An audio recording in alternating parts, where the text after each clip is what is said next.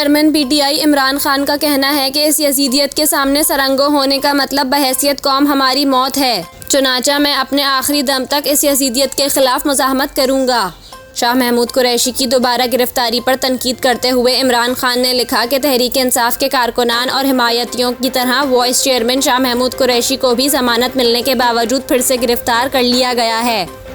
उन्होंने कहा कि अब हम पूरी तरह जंगल के कानून की जद में हैं, जहां जिसकी लाठी उसकी भैंस का उसूल ही असल दस्तूर है, जबकि इस लाकानूनियत की राह में वाहिद रुकावट हमारी अदलिया है। इमरान खान का कहना था कि अदालत उज़्मा के अहकामात के साथ आइन को भी निहायत बेरहमी और ढिठाई से रोंदा जा रहा है।